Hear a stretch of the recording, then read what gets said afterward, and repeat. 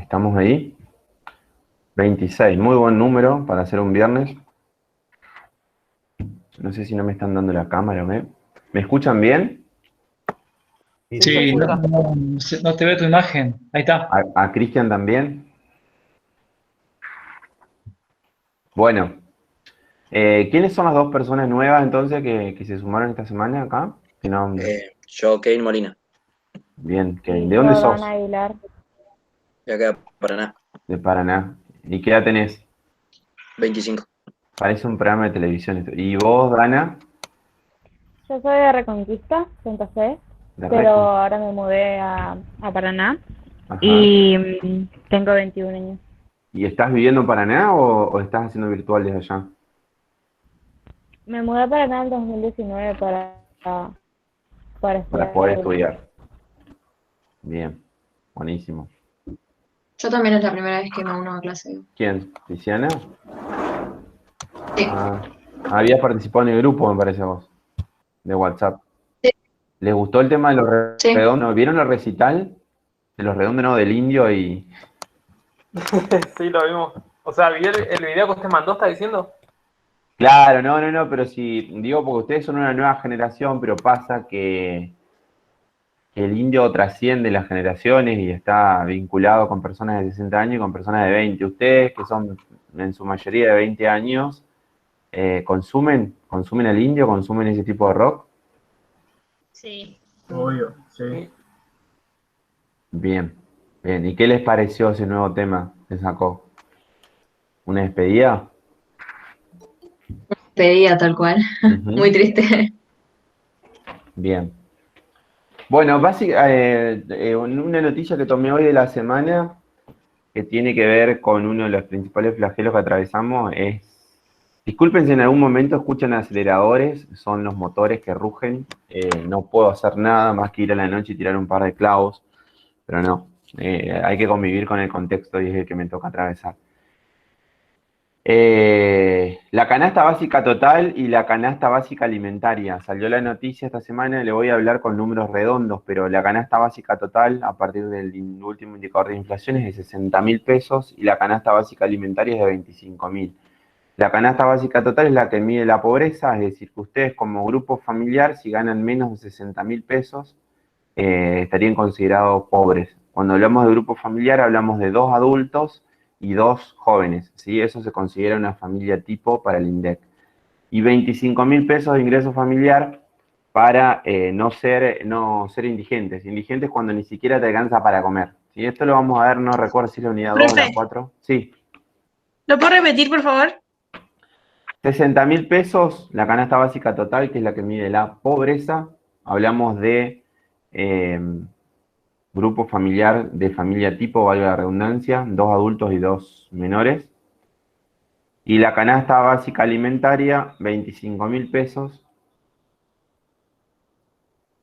es la que mide la indigencia, y la indigencia marca la situación vinculada con la imposibilidad de alimentarse. Fíjense que Argentina produce alimentos para 400 millones de habitantes, tenemos 46 y hay 3 millones de argentinos que no están pudiendo acceder a alimentarse correctamente. Algo en nuestra matriz de redistribución de los ingresos no está funcionando bien desde hace mucho tiempo.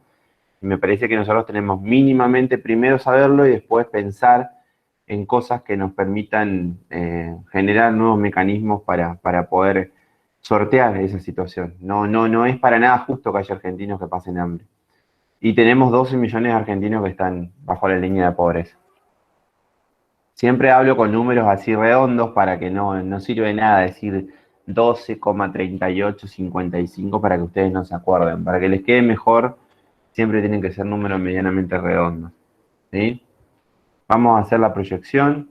No sé si Cristian quiere agregar algo al respecto. Siempre. No, quería comentar que 60.000 pesos, línea de la pobreza, o sea, no es poco. Si uno observa los salarios de muchas, de la población, de gran parte de la población, es Ujú. una zona alta. O sea que hay mucha gente que queda afuera. Bueno, ustedes también lo sabrán por sus familiares, sus padres, que 60.000 pesos, digamos que es un salario que mínimo que tiene que estar y que no siempre está. Sí, hablamos siempre de grupos familiares. Hoy, en la actualidad, en los sectores medios, que tienen trabajo formalizado, se da el caso de que hay doble ingreso, ¿sí? El papá y la mamá, pero en muchos casos no, digamos. Eso es una situación a trabajar, además hay salarios de 20, 30. Creemos, uno de los principales flagelos de la Argentina, que hay que trabajar con todas las energías en el próximo tiempo para solucionarlo. Para colmo, el contexto pandémico no ayuda en nada porque hay que estar inyectando recursos permanentemente para sortear la situación. Si ustedes no escuchan, capaz que vamos a tener que suspender la clase. No sé cómo será el sonido, porque ahí aceleran los motores. No, se escucha bien, se escucha bien. Está bien. Escucha muy escucha? bajito, profe, no pasa nada. ¿Se escucha bajito? Sí, No, sí. el ruido del autódromo, digo. Ah, bueno, bien, bien, pues yo lo escucho medio fuerte, pero no sé, porque me ha pasado estar en reuniones de trabajo y no se puede ni hablar, pero bueno, ahora cerré todo, voy a tener que hacer un estudio de radio acá. Pero bueno, es una realidad que ustedes tienen que conocer, que es la que nos atraviesa, la conocen cuando van al supermercado a comprar.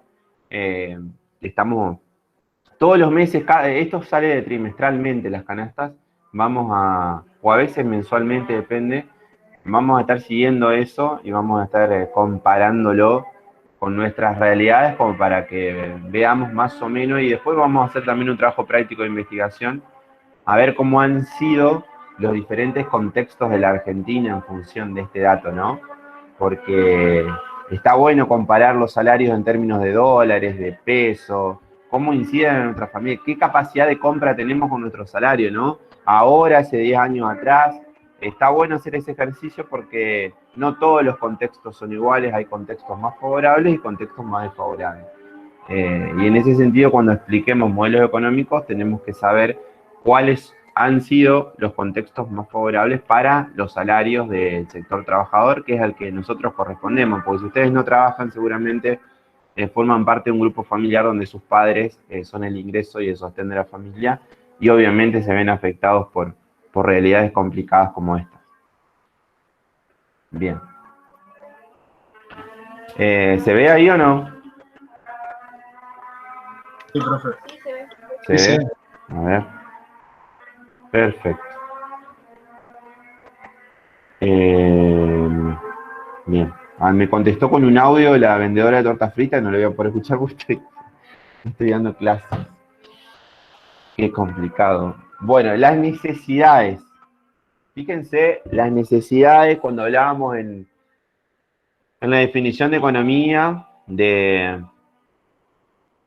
eran recursos escasos para atender necesidades. Las necesidades son ilimitadas siempre, pero hay una clasificación que nos da el libro de Mochón y Becker que tiene que ver con necesidades que según de dónde surgen, si son del individuo, naturales o sociales, si son de la sociedad, colectivas o públicas.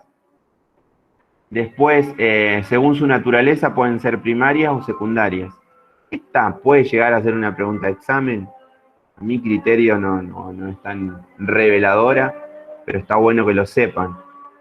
Primarias son aquellas de cuya satisfacción depende la supervivencia del individuo. Tiene una base fundamentalmente fisiológica, por ejemplo, respirar, alimentarse, beber, dormir, evitar. Hay algunas que no tienen valor, pero hay otras que sí. Alimentarse sí es lo que estábamos hablando recién. Fíjense, alimentarse y beber tiene que ver con una cuestión vinculada a una necesidad primaria, y después hay otras como es la vestimenta y demás, que es una necesidad que es un poco más elevada, ¿sí? Y eso tiene que ver con la pobreza y no con la indigencia. La indigencia es solamente alimentarse. Secundarias son aquellas cuya satisfacción aumenta el bienestar del individuo una vez cubiertas las primarias. Por ejemplo, ver el partido de fútbol, hacer turismo, conectarse a internet. Acá la mayoría tiene conexión a internet o no en sus hogares. O hay algunos que están utilizando la casa de algún pariente, algún amigo para el tema de la facultad. ¿Qué les parece a ustedes que debiera ocurrir con internet en este tiempo? Tendría que ser gratis para los estudiantes. ¿Sí? O los profes también. Está muy bien. Sí, ¿alguien apoya esa Tendría que haber moción? como, claro, tendría que haber como señales en distintos puntos de la ciudad que liberados, digamos, que se puedan usar, como pasa en varios países en el mundo claramente, pero bueno, debería ¿Y por qué implementarlo. les parece a ustedes que ese servicio no es gratis?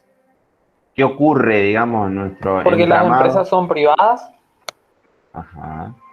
No, pues las Eso, empresas, eso, eso iba a decir yo, que gratuito claramente no puede ser porque no es un servicio que te da el gobierno, por así decirlo. Pero sí podría ser lo que dijo Tiziana, como poner zonas liberadas, por ejemplo, plazas, no sé, lugares públicos que con acceso a internet.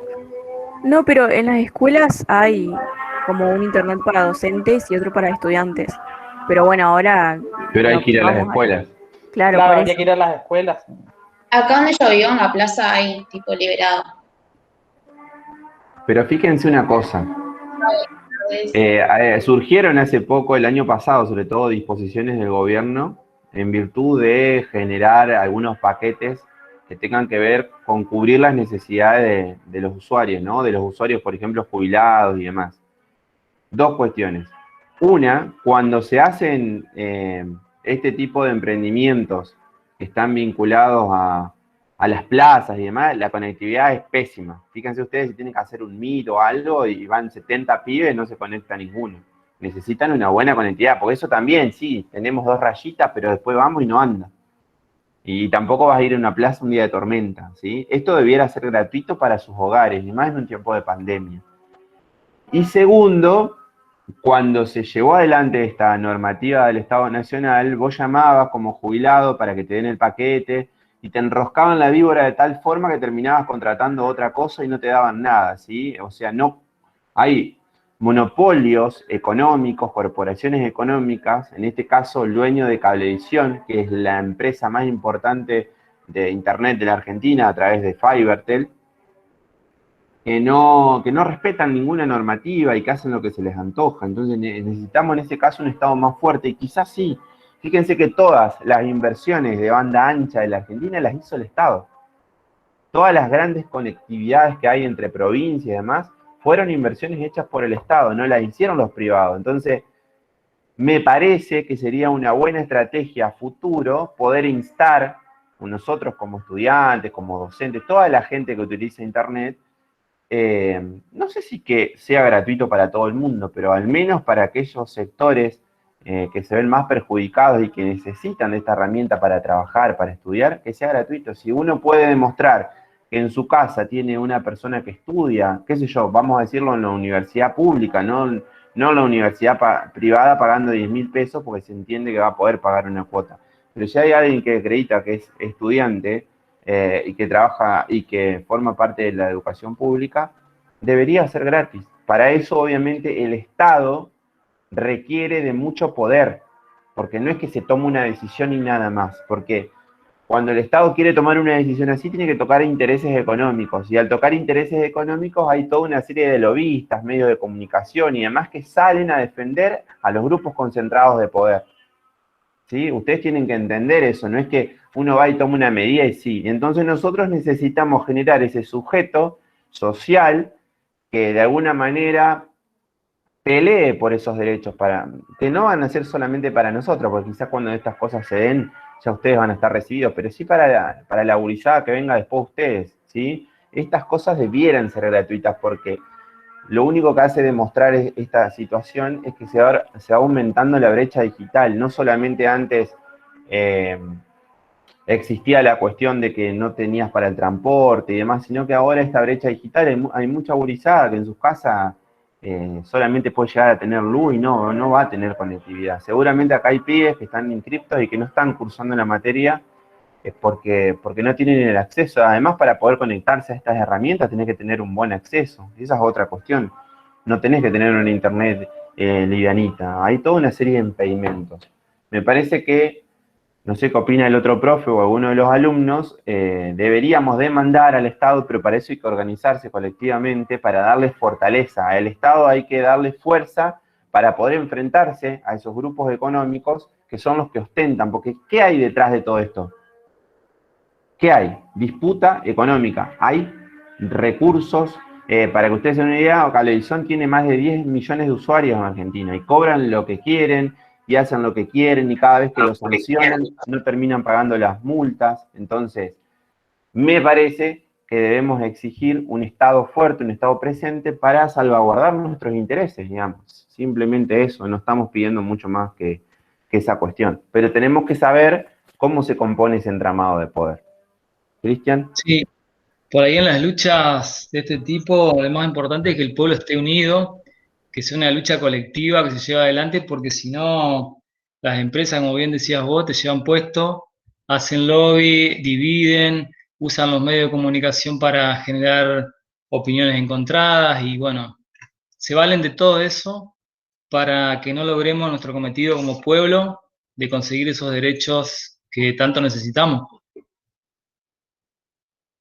¿Alguna consideración? Me gusta que ustedes participen, ¿eh? Nosotros vamos a valorar sobremanera la posibilidad de que participen. Y estuvimos hablando con Cristian el otro día, estamos evaluándolo y ya les vamos avisando, de que las instancias de exámenes sean oral. ¿Sí?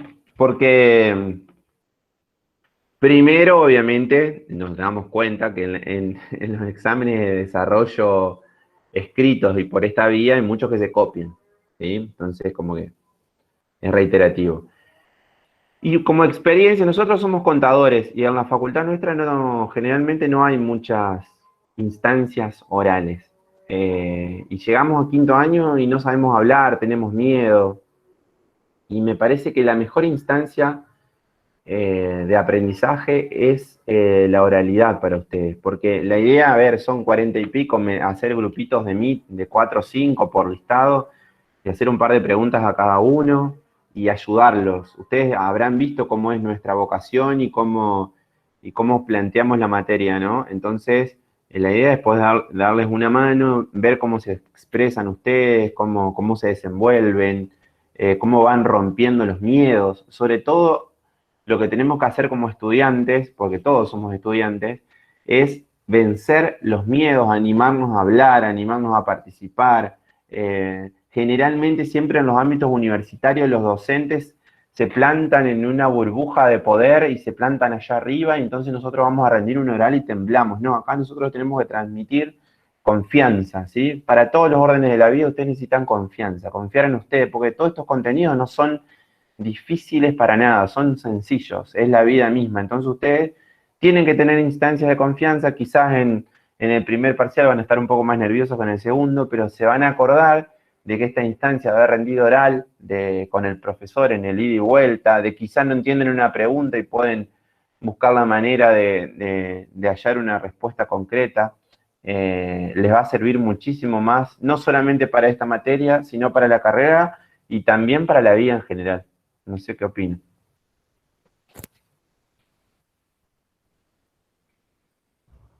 Sí, a mí me parece bien porque además para turismo necesitamos hablar mucho.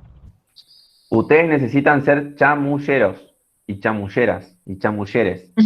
Tienen que convencer, tienen que persuadir. No sirve de nada que no sepan hablar. Van a tener que aprender a decir verdades y no tan verdades a veces, pero van a tener que aprender a hablar. Entonces, es fundamental que les demos la posibilidad de tener instancias orales para poder generar graduados en turismo que estén a la altura de las circunstancias y de los tiempos.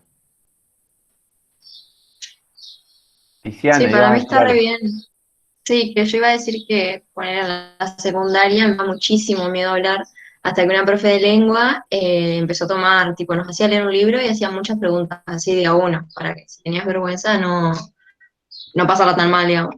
Y a partir de ahí como que aprendí a hablar un montón y también eso, a chamullar una banda. Yo en materia que las había probado así, chamullando, ponele, ponele recursos que la rendí en febrero con muy poco estudio, pero ponele, me vi un video y ahí ya tengo como una capacidad de sacar info y hablar un montón, y cada vez que lo vamos practicando así en distintas materias, más. Entonces está bueno porque por ahí con esto de la virtualidad también se nos complica, de que no sé, por ahí estamos sin cámara y eso, y es como medio lo mismo que no hacerlo oral, digamos.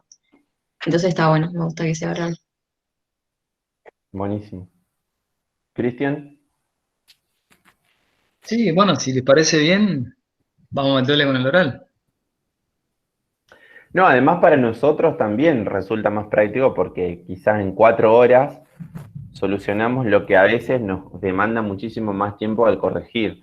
Y por ahí yo no soy mucho del múltiple choice y todo eso, o sea, es como que muchos profesores lo hacen y ahora con este sistema vos armás un examen múltiple choice y automáticamente se corrige, digamos. Nosotros no buscamos la facilidad, ni para nosotros ni para ustedes, buscamos pensar y generar algo, una mística en ustedes que les permita tener elementos y herramientas, no solamente para aprobar esta materia, sino para la vida en general. En la instancia oral, les aseguro que es lo mejor. A mí me pasó cuando en las últimas materias de cuarto y quinto año me tocaba oral y temblaba entero. Y eso que yo participaba en el centro de estudiantes, estaba en el consejo directivo, pero me daba mucho miedo igual. Y inclusive cuando empecé a dar clases acá, que fue mi primera experiencia, tenía mucho miedo. Y después uno va agarrando confianza. Y se trata en todos los órdenes de la vida, tenemos que trabajar la confianza. Y tenemos que trabajar siempre en tener confianza, porque así nos va a ir bien en una materia, nos va a ir bien en todo. Lo peor que pueden hacernos es socavar nuestra confianza, nuestras posibilidades de poder emprender algo. Que eso también ocurre cuando te tiran mucha bronca en términos colectivos a un pueblo, ¿sí? Que todo está mal, que nunca vamos a tener optimismo de cambiar las cosas. Siempre tenemos que ser optimistas de que las cosas las vamos a poder modificar. La autoestima, decís vos, Juan Pablo. Sí, la autoestima que no solamente tiene que ver con nuestra persona, sino también, lo planteo también en términos colectivos, cuando qué sé Como yo. argentino, autoestima, tener autoestima como argentino, como mexicano, y estar orgulloso de... Disculpen, espero que no sea COVID. Menos mal que está aislado. Esta semana, por ejemplo, hablando de autoestima, hubo un periodista, y lo planteo también como nota de la realidad, porque ustedes tienen que entender que está en Radio Mitra, que se llama Marcelo Longobardi, y que es el periodista más escuchado de la Argentina. En la primera mañana es la audiencia más importante que hay en la Argentina. Bueno, ese periodista dijo que el estado que estaba atravesando la Argentina en situación de desequilibrio y demás, ameritaría una dictadura, ameritaría un nivel de arbitrariedad mucho más importante. Fíjense cómo determinados lobistas, porque ese periodista es un lobista, van instalando ciertas cuestiones que tienen que ver con imponer un sentido común. ¿Y a qué me refiero con esto? Porque a ellos no les interesa la pobreza y combatir la pobreza. Lo que les interesa es la sumisión de la pobreza. Que nosotros, los sectores trabajadores y populares, no reclamemos, ¿sí? Que cuando veamos una situación de desigualdad, nos quedemos impávidos y no hagamos nada. A ellos les preocupa eso, tener una población movilizada, que por ejemplo ustedes estudiantes empiecen a organizar para reclamar por internet gratis, que es un derecho que ustedes tienen, ¿sí? Así como hicieron los pibes de la noche de los lápices en la década del 70 que peleaban por el transporte gratuito, ¿sí? Para poder viajar y acceder a la facultad y a los colegios de manera gratuita. Bueno, la mayor parte de esos pibes vino una dictadura y se los llevó puesto, los asesinó, ¿sí? Para que ustedes se den una idea que cuando se logran cosas y a veces ustedes tienen el boleto gratuito, a veces sí, depende de las gestiones, siempre ha habido alguien en nuestra historia que ha peleado por esos derechos. Las cosas no vienen porque sí solas. Siempre hay alguien, algún sector, algún colectivo que ha estudiado y que ha trabajado en virtud de eso. Bueno, entonces es importante que podamos reflexionar acerca de estos temas porque nos atraviesan. No es que no nos atraviesen. Sí, conquistas también como las 8 horas de trabajo, las vacaciones pagas, todo tipo de conquistas laborales que fueron, digamos, conquistadas con sangre de gente que dio su vida, bueno, que no las valoramos hoy en día porque las vemos como algo que se naturaliza, pero en realidad, bueno, costó mucho, así que está bueno que lo empecemos a valorar. Vos decías también de los lobistas, que bueno, a los chicos yo les aclaro, lobistas, nosotros entendemos que son empleados de, o sea, los que se presentan como periodistas, en realidad no son periodistas, son empleados que trabajan para un patrón y siempre van a defender los intereses de ese patrón. Así que no crean que la opinión de ellos es neutral o es imparcial. Yo lo que le decía a los estudiantes de los años anteriores, no crean en nadie.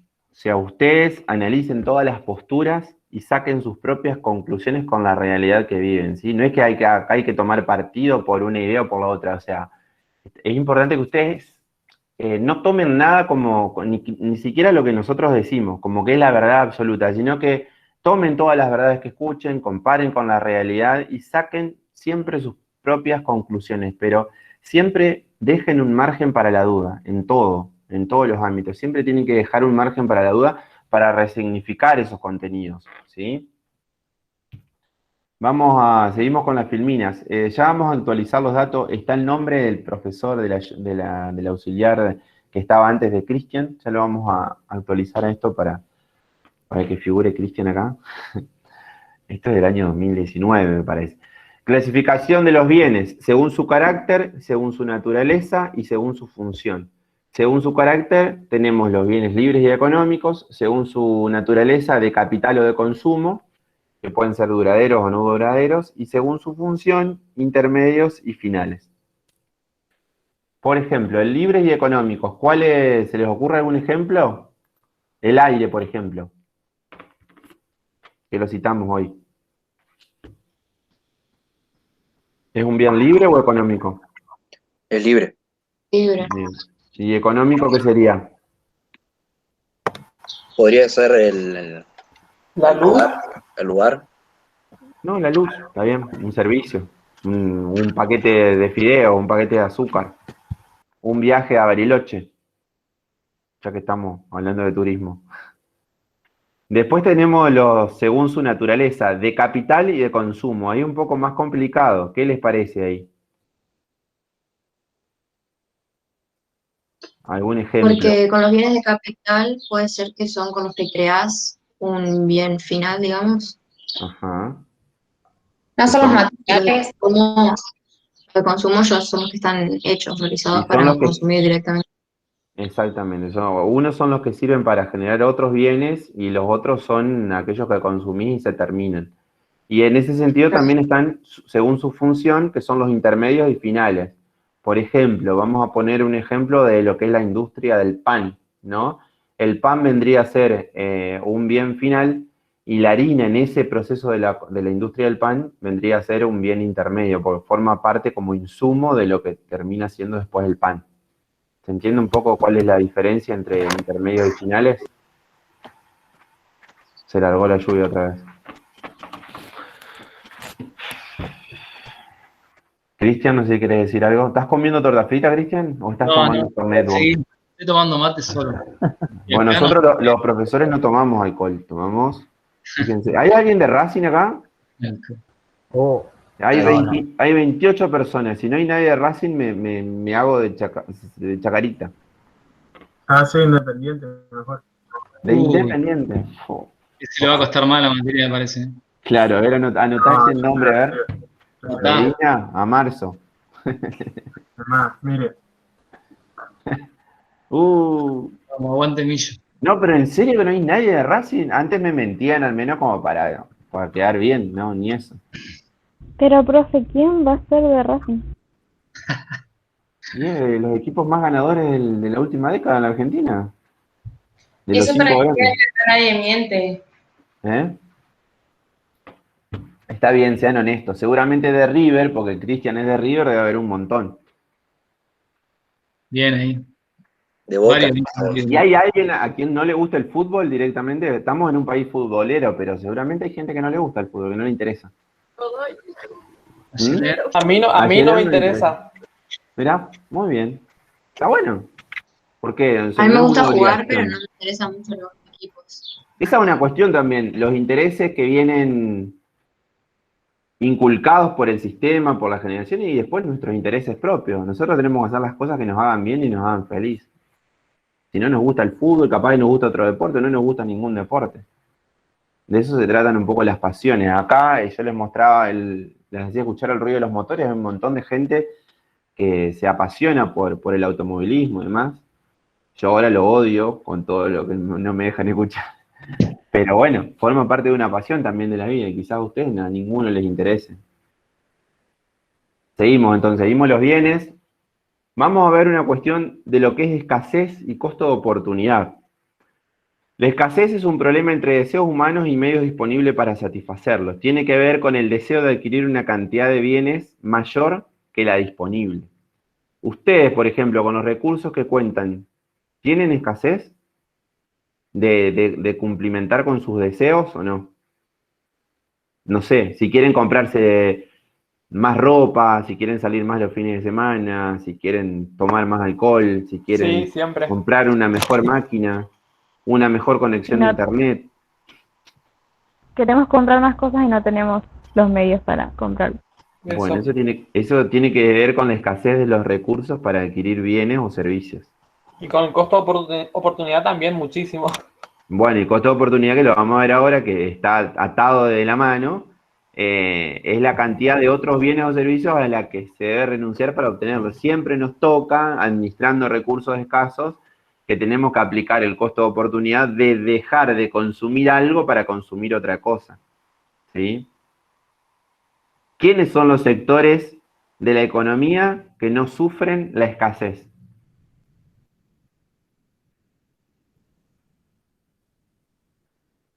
Pregunta de examen. Los de clase alta, Muy bien. ¿Y los de la clase alta son muchos o son pocos? son pocos. Pocos. Depende de las necesidades de la clase alta también. Sí, porque hay mucha gente, bueno, pero fíjense, no es lo mismo tener escasez para llenar la panza con comida, como le pasa a gran parte. Claro, la gente de la clase alta, como dijo él, si tuvieran otros intereses, ya serían por ahí intereses como exagerados. No son intereses privilegiados, pero son el mundo Claro. en el que ellos se crían. A ver, Por no, eso digo. este mes no me compro un Rolls Royce, veo si llego al BM o al Mercedes, digamos. Pueden Claro, llegar pero a lo que ser son así. necesidades básicas van a tener siempre. No estamos hablando de Son situaciones de necesidades escasez. secundarias. Sí, Claro, totalmente. o No capaz que estamos- ellos eligen irse a Miami y me quiere capaz y no pueden irse a Europa y se van a Miami poner.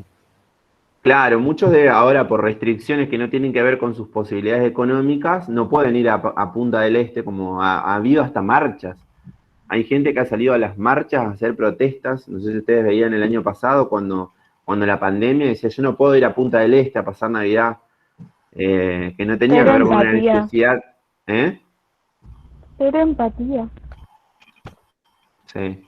Cero registro de lo que le pasa al común de la población, digamos. Pero para que ustedes identifiquen, digamos, entre las necesidades elementales, que es la de comer, y otras necesidades que tienen otros sectores que son minoritarios, que no se llaman escasez, por cierto.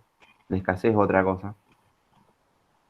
Pero como bien dijo la compañera también, o sea, dentro de la abundancia tienen otro tipo de anhelos, de sueños y de necesidades que no son las elementales. Acá nosotros tenemos que trabajar sobre las necesidades nuestras, las que padecen cada uno de ustedes, cómo administran sus recursos todo el tiempo, cómo hacen, no sé, tienen que sacar fotocopias. Yo no tengo ni idea cuándo salen las fotocopias, ahora está todo digitalizado, pero sale 200 pesos y quizás no les alcanzan la semana y tienen que comer, reducirse en su calidad alimenticia en la semana para poder tener esas fotocopias. Y así, esa ecuación, esa distribución y ese costo de oportunidad la tuvimos que hacer todos mucho tiempo de la vida y seguramente a ustedes les pasa. ¿Cristian? Sí, esa preocupación constante, ¿no? Que tenemos nosotros, los laburantes, ellos no la tienen.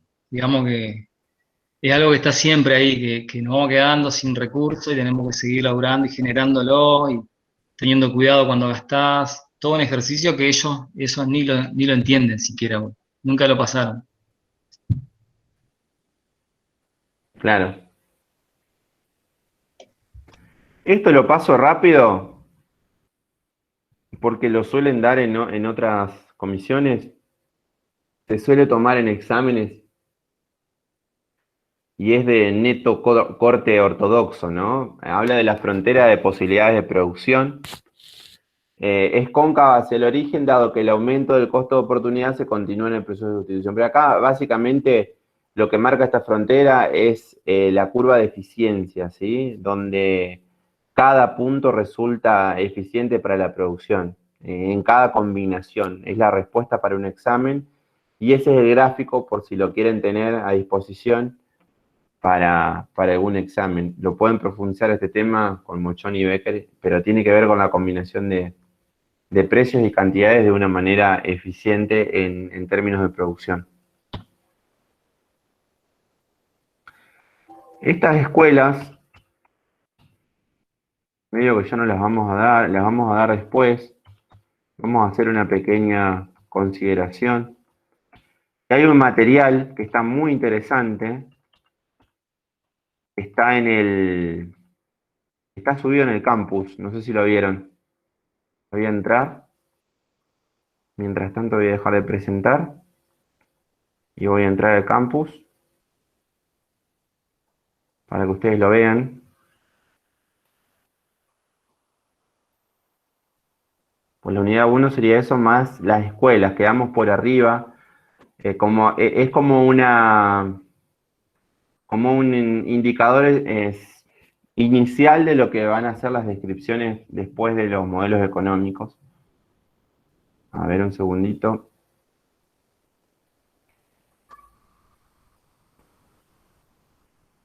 ¿Les gusta cursar un viernes a la tarde? Sí. ¿Sí? ¿Después tienen clases o no la mayoría a las 7? Sí, tenemos hasta, no sé, Hasta las 11 de la noche. ¿Hasta las ni 11 me de la digas. noche? Sí. Bueno, pues vamos a hacer, cuando se vuelva a toda la normalidad, vamos a hacer una despedida de año. Quizá la vamos a tener que hacer por Meet. No, la hacemos igual si no somos tanto.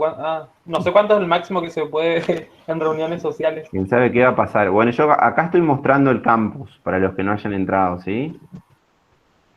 ¿Lo están viendo o no? Sí, se ve. Sí. Fíjense que acá en la unidad 1, ¿dónde está la unidad 1? Acá está.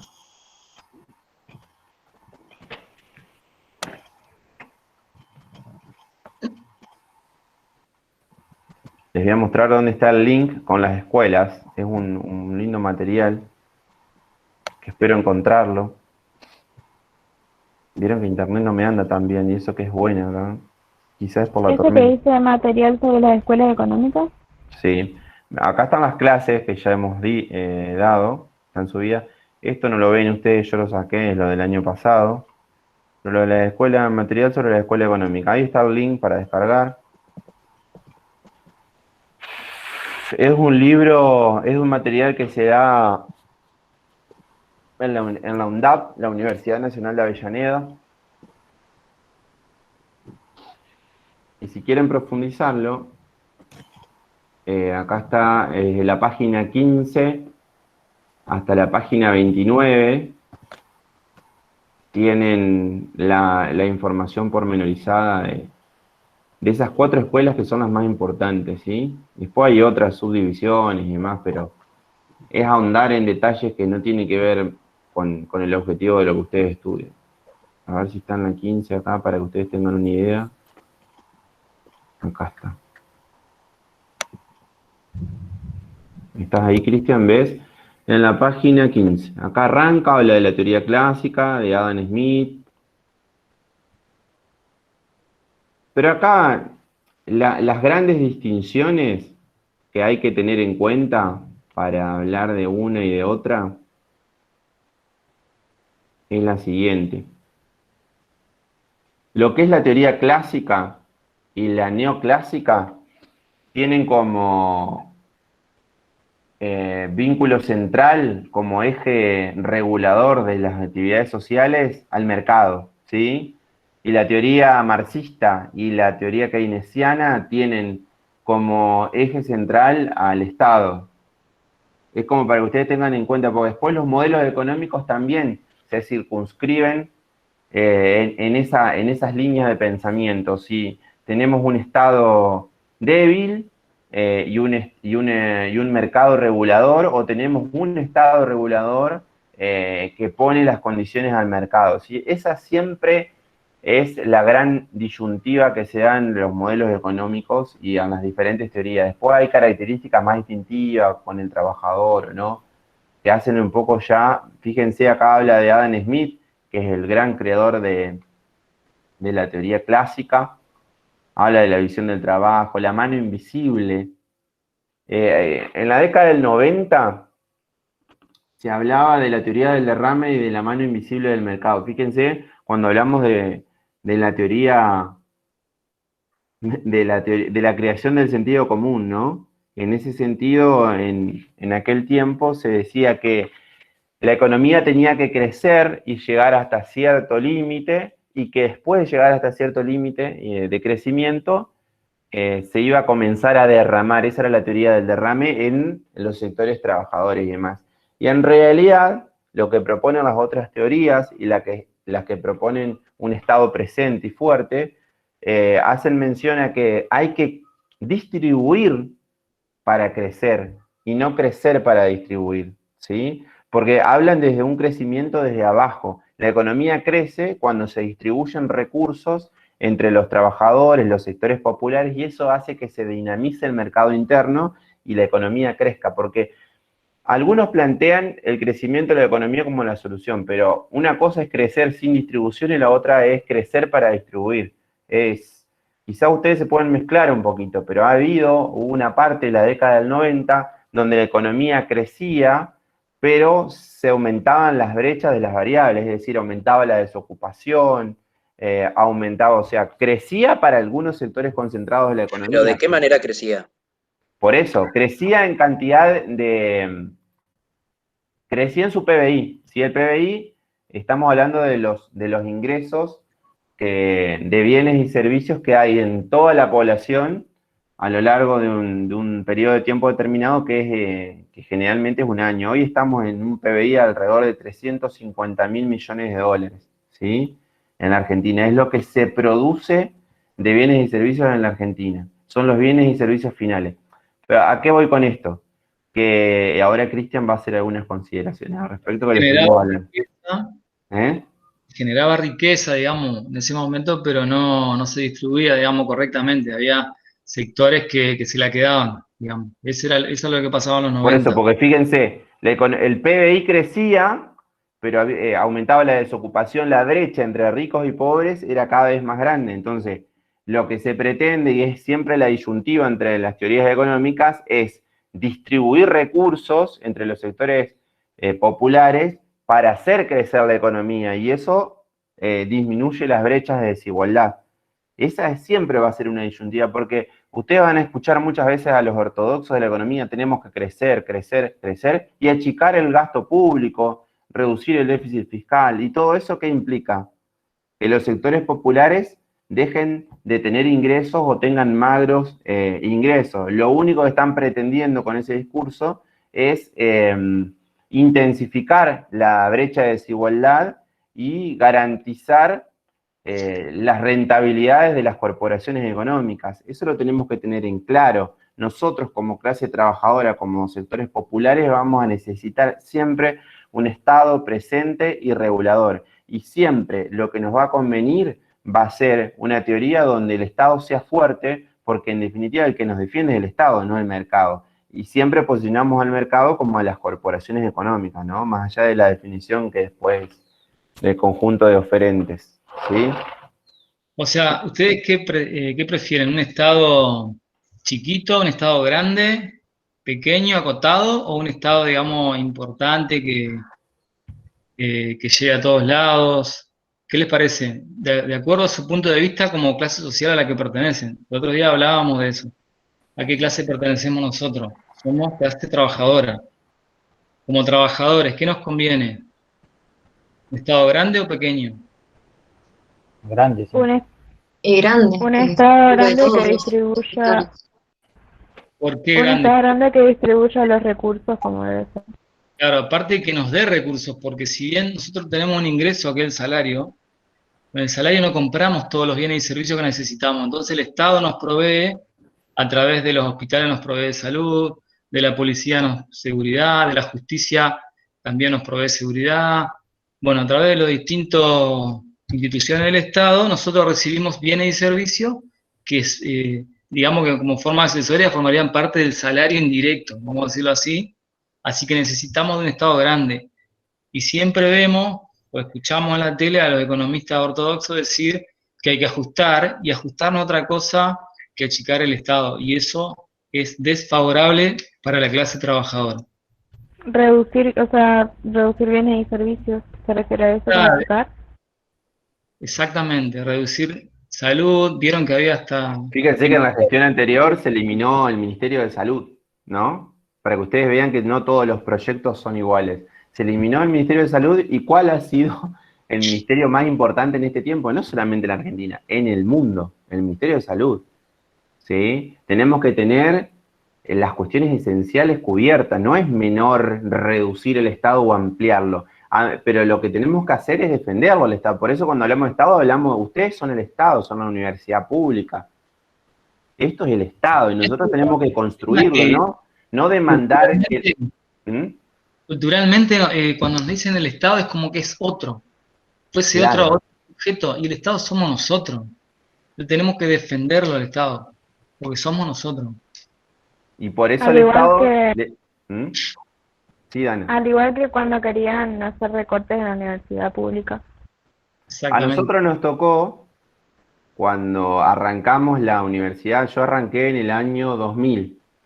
Y en el año 2002, en el año 2001, fines de 2001, en el gobierno de la Alianza, donde era Fernando de la Rúa presidente, hubo un ministro de Economía de orden neoliberal ortodoxo que se llamaba López Murphy, que después fue candidato a presidente y sacó el 20% de los votos, parece mentira, que quiso poner aranceles en la universidad pública. Y nosotros, los estudiantes de ciencias económicas, que generalmente hemos sido siempre muy apáticos de la realidad, que nunca nada nos interesa, en aquella oportunidad, como nos tocaba en el bolsillo, ¿qué significaba eso? Yo, por ejemplo, si se arancelaba la universidad pública, no iba a poder estudiar. Como le llega, si a ustedes mañana sale el ministro de Economía y dice, vamos a arancelar la universidad pública, va a salir 5.000 pesos por mes. ¿Ustedes van a poder estudiar? ¿O la mayoría no? Si están contando el mango así como están. Ponele 20.000 pesos. No. Ahí te quedaste muy bajo. Sí, por lo que le tiré una cifra así totalmente accesible para muchos y para otros nada. Pero para que se den una idea, nosotros en aquel tiempo estábamos contando el mango para poder alimentarnos. Lo que menos íbamos a hacer es pagar una cuota para la universidad. Íbamos a dejar de estudiar, era un estado totalmente excluyente. Se hizo un abrazo solidario en la facultad, se llenó, todo el mundo fuimos. Y a los 2 o 3 días, porque todos los estudiantes en el país se movilizaron, de las universidades públicas, tuvo que renunciar el ministro de Economía. Fíjense lo importante que es cómo desde lo colectivo se puede trabajar para cambiar un contexto. El contexto era un ministro de Economía tomando una decisión que afectaba a millones de estudiantes. Se movilizaron esos estudiantes y se pudo modificar ese contexto. Y fíjense que en Argentina, desde la década del 50, la universidad pública es gratuita y eso no pasa en otros países del mundo, como por ejemplo en Chile. Estudian solamente los hijos de los sectores de las clases altas. Por eso, hace como 2 o 3 años, implosionó el Estado chileno, porque si bien tenía un modelo económico que generaba crecimiento, como hablábamos recién, no había distribución de la riqueza. O sea, lo único que hacía la riqueza era concentrarse en pocas manos y la gran mayoría de la población era cada vez más pobre. Pero el país crecía en términos económicos. Entonces, no solamente hay que crecer. Si crecemos y no distribuimos, no sirve de nada. Hay que crecer y distribuir o distribuir para crecer. Esa sería un poco la ecuación. Y fíjense lo que se puede hacer desde las luchas colectivas, ¿no? Por ejemplo, salvaguardar la gratuidad de la universidad pública. Como hablábamos el primer día, no es gratuita del todo porque hay que pagar apuntes, hay que viajar, hay que un montón de cosas. Pero bueno, no hay que pagar una cuota por lo menos, que no es para nada menor y eso sería totalmente excluyente. Además, no es que te van a decir, toma, acá tenés tus derechos, digamos. Uno tiene que reunirse y luchar por lo que quiere. Eso pasó, Exactamente. digamos, con la mayoría de los derechos. Lo que nos pasa a nosotros, hay un abogado importante que fue integrante de la Suprema Corte de Justicia, se llama Raúl Zaffaroni, que hacía mención a que en nuestra población hay una peligrosa naturalización de los derechos, ¿sí? Es como que nosotros tenemos los derechos adquiridos acá y no sabemos de dónde vienen, no estudiamos, no profundizamos, y en realidad esos derechos mañana los podemos perder. Entonces, mínimamente tenemos que saber de dónde vienen, cómo se luchó para conquistar esos derechos para poder defenderlos, porque mañana va a venir un Estado que nos va a querer sacar derechos, ¿no? Como vino en ese momento ese ministro de Economía y nos quiso arancelar la universidad pública. Esas amenazas están latentes siempre, ¿eh? Y todo lo que sea generar recursos para las clases altas y aumentar la brecha entre los ricos y los pobres está mandado a ser el mundo, es esa permanente disputa. Entonces nosotros tenemos que ser conscientes de los derechos que tenemos, cómo han sido ganados para poder defenderlos, si no es como que naturalizamos todo y mañana, por eso ese discurso de que yo me levanto a las 6 de la mañana y me acuesto a las 10 de la noche, es totalmente inaplicable, porque yo puedo tener la mayor voluntad de laburo, pero si el contexto es adverso, a mí me van a echar del laburo porque no se vende nada, no porque yo soy un gran laburante. Eso lo tenemos que tener en cuenta, porque si no, ese gran laburante viene en un contexto adverso, las fábricas cierran, los comercios no venden, chau. Fuera el laburante, voy a tener 40 años, voy a estar sin estudio quizá, voy a estar fuera del mercado laboral y quizá puedo llegar a tener que mantener una familia y ahí llegan los momentos de angustia y demás. Es compleja la vida. Bueno, nosotros mínimamente tenemos que tener buenos diagnósticos y saber dónde estamos parados para tener mayores elementos para poder resolver esas situaciones controversiales. Cuando hablábamos de los exponentes y de las teorías pro mercado, que serían la clásica, la neoclásica, los economistas más reconocidos son Adam Smith y David Ricardo. Ricardo David, se me confunde con el periodista entrerriano. Y es David Ricardo, el periodista Ricardo David. Sí. David Ricardo, el economista. Pero fíjense que una de las últimas teorías, que tiene que ver con la defensa del Estado, de lo que le estábamos mencionando recién, es la teoría keynesiana. En la década del 30 hubo una gran crisis mundial a nivel internacional, que fue una crisis financiera que se llevó puesta en las mayorías, las economías más voluptuosas del mundo. Y por ejemplo, Estados Unidos, que venía creciendo a tasas siderales, sufrió una gran depresión, ¿sí? Entonces, surgió por aquel tiempo un economista inglés que se llamaba John Maynard Keynes, que proponía lo que nosotros estábamos mencionando recién, que había que inyectar recursos en los sectores populares para solucionar la gran depresión económica. Es decir, la virtuosidad que tiene la economía es que cuando nosotros, los laburantes, tenemos recursos en los bolsillos, vamos y consumimos. Y con eso motorizamos el mercado, lo que se denomina mercado interno. En la vida de ustedes, mercado interno es el kiosco de la esquina, la carnicería. Si ustedes tienen un manguito, no van a comprar dólares y fugarlos a Panamá. Ustedes van a comprar asado el fin de semana, se van a comprar una pilchita en el kiosquito en la tienda del barrio o en la peatonal, y van a motorizar, van a comprar un postre para el fin de semana. O sea, todas cuestiones que tienen que ver con motorizar el mercado interno. Y cuando yo hago eso, estoy garantizando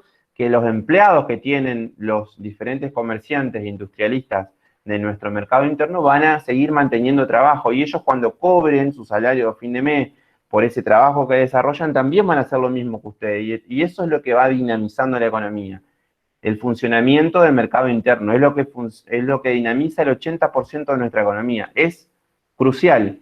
Por eso, para que al país le vaya bien, nosotros lo que necesitamos es que nuestras clases populares, el sector trabajador, asalariado, tenga recursos en su bolsillo.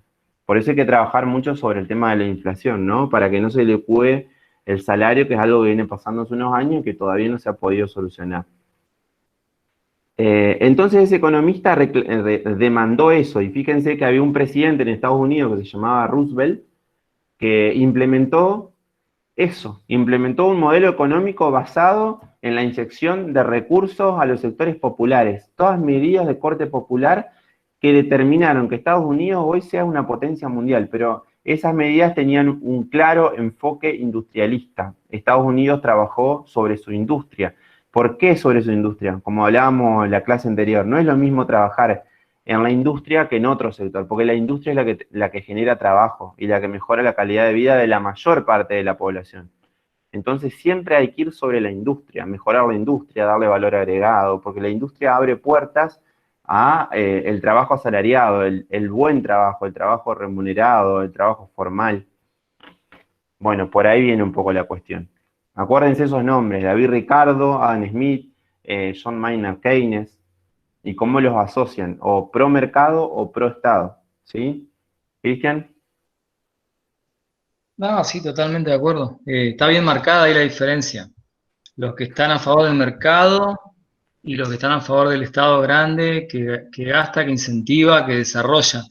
Todo lo que es industrialismo, o sea, tiene que ser propiciado por un Estado. No nace de la nada por sí mismo desde el mercado. Tiene que haber un Estado que garantice ciertas reglas de juego, beneficios impositivos, créditos a tasas bajas, bueno, una serie de factores que tiene que garantizar ese Estado. Por eso, de vuelta decimos que tiene que ser un Estado grande presente. Fíjense dos cuestiones. Después lo vamos a ver cuando demos los... Hay un coeficiente que se llama coeficiente de Gini, que es el que mide la distribución de la riqueza. De la riqueza no, de los ingresos. Pues la riqueza es otra cosa un poco más compleja. La distribución del ingreso en los países. Y los países más desarrollados del mundo son los que tienen un coeficiente de Gini tendiendo a 0. ¿Pero qué significa un coeficiente de Gini tendiendo a 0? Que son los países más igualitarios en términos de distribución del ingreso, ¿sí? ¿Y qué medidas toman países como Noruega, Suecia y demás? Por ejemplo, una medida paradigmática que tiene que ver con, de alguna manera, erradicar ese sentido común que nos instalan los economistas ortodoxos. Que, por ejemplo, a los abuelos que están jubilados en sus casas y que muchas veces tienen que oficiar de cuidadores de sus nietos y demás para que sus hijos salgan a trabajar, se les asigna una remuneración estímulo. ¿Sí? Y está muy bien eso, porque generalmente los salarios de los jubilados no es el mejor, ¿no? Siempre es la gran disputa esa, y sobre todo porque se ha extendido la calidad de vida y viven muchos más años. Entonces, se le inyectan recursos a los abuelos que están desarrollando una tarea, que es la tarea del cuidado de sus nietos, en muchos casos, abuelos y abuelas, obviamente, y esos recursos son volcados al mercado interno y dinamizan la economía. Otra de las cuestiones que también está en estudio acá en la Argentina es las tareas del cuidado que generalmente en este sistema patriarcal en el que vivimos hacen las mujeres, ¿sí? Hay muchas mamás que desarrollan a lo largo de toda su vida la tarea del cuidado de sus hijos, de sus hijas, de sus hijes, y no son reconocidas por el sistema. Entonces lo que se plantea es la necesidad de que el Estado, de alguna manera, diagnostique, registre esas situaciones, impulse recursos para poder hacer frente y poder generar una asignación estímulo para estas madres que tienen hijos y que tienen que cuidarlos y no tienen ningún tipo de compensación de nada, ¿sí? Y además están generando riqueza para la ciudadanía, digamos. Pero ¿qué pasa también? Es una cuestión también social, porque muchas madres que después son totalmente dependientes de los padres, terminan llegando a una edad adulta, cuando crían los gurises y demás, y no tienen ningún aporte, no tienen ningún ingreso de nada. Bueno, son cuestiones que hay que empezar a poner en discusión de una vez por todas, y han hecho una tarea enorme durante toda la vida, y eso seguramente son la mayoría de nuestras madres, nuestras abuelas. Si ustedes empiezan a buscar en sus circuitos familiares, van a encontrar esas realidades. Nuestras abuelas, nuestras madres, que por ahí no tenían trabajo registrado, pero se dedicaban a criarnos y no fueron reconocidos. Bueno, eso hay que rediscutirlo, hay que trabajarlo, y necesitamos un Estado presente, porque los estados más igualitarios, como son los que nombrábamos recién, Suecia, Noruega y demás, llevan adelante este tipo de medidas. Entonces, mínimamente registremos esa situación para poder algún día experimentar este tipo de políticas que tienen que ver con manejar ciertos criterios de igualdad. Fíjense, y esto es un ejemplo paradigmático, cuando se llevó adelante la moratoria previsional del año 2005, solamente las personas en edad de jubilarse que había en Argentina, teníamos el 60% jubilados y el 40% sin ningún tipo de beneficio. Es decir, que había personas adultas que tenían la edad de jubilarse, pero que no tenían los aportes y que no tenían ningún beneficio, llegaban a la vejez sin nada.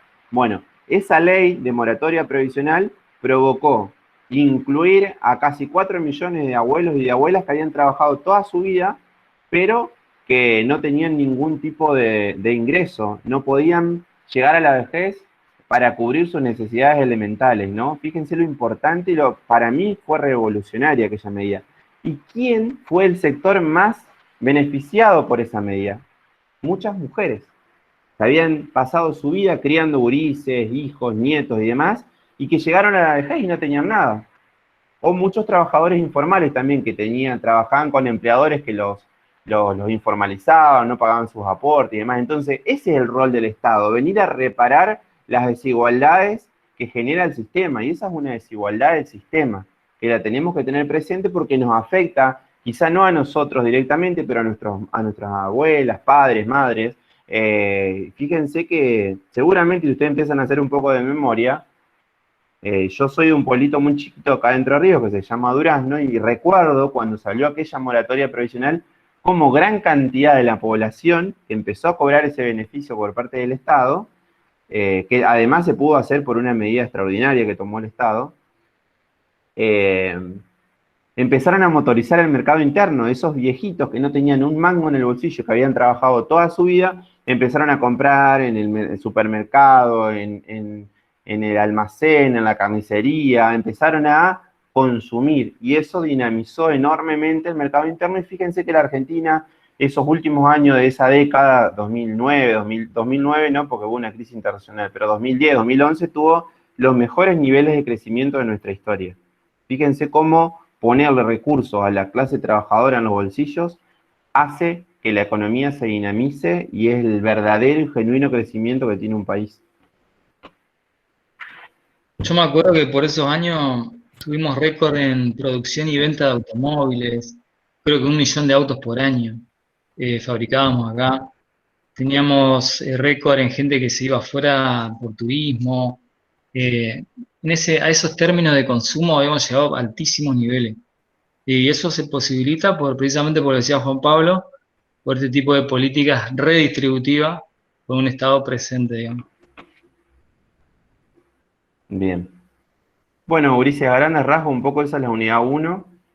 Vamos a terminar un poquito antes hoy, pero le vamos a decir que vamos a dejar preguntas orientadoras. De cada unidad va a haber como 10, 12 preguntas para que ustedes puedan repasar un poco la unidad y que les sirva como orientativa de los conceptos y las cosas más importantes que tienen que saber de la unidad. Y en virtud de eso les va a servir para ir avanzando, ¿sí? Como para ir...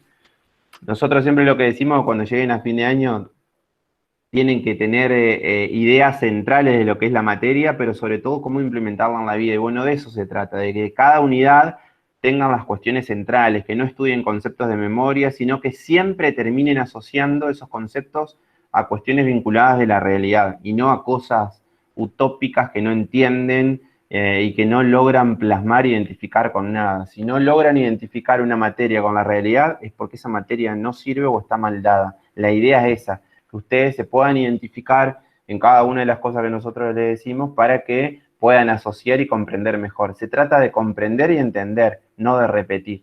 ¿Sí? Un comentario, ¿no, Pablo? Sí. Bueno, ¿vieron que estamos por fabricar vacunas para el COVID? ¿Se enteraron de eso? Sí, yo vi. Pocos países que están en esas condiciones de fabricar la vacuna. O sea, eso habla un poco de la autoestima que tenemos que tener como argentinos también, porque tenemos estas cosas, esta capacidad, esta tecnología de rápidamente tomar partido y hacer estas cosas. Pasó ya con lo de los satélites, los ARSAT que fabricamos en su momento, pasó más atrás cuando fuimos el único país de Latinoamérica en fabricar aviones de reacción. Así que tengámoslo en cuenta cuando nos quieren decir que somos de lo peor, que los argentinos no podemos. Sí, Argentina ha tenido, fíjense que hace poco estábamos elaborando satélites. Es fundamental trabajar y desde el Estado aportar a lo científico, a la investigación y al conocimiento. Las grandes potencias del mundo han crecido en base a eso, al conocimiento, a la investigación. Y en Argentina hay una materia gris enorme. Fíjense que en la década del 70, cuando fue la noche de los bastones largos, justamente se fue a reprimir a los sectores universitarios. En la década del 50 y 60 Argentina tuvo un crecimiento industrial, de investigación y demás enorme, y siempre se identificó por encima de la media de Latinoamérica.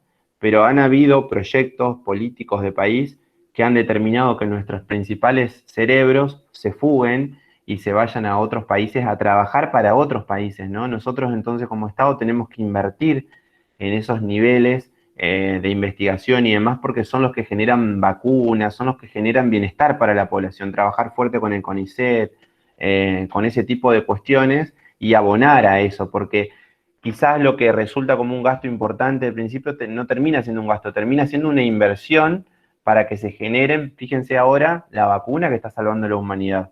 No es para nada menor el tema de la vacuna. Bueno, Argentina en poco tiempo va a estar produciendo a una escala de 1 millón de vacunas por mes.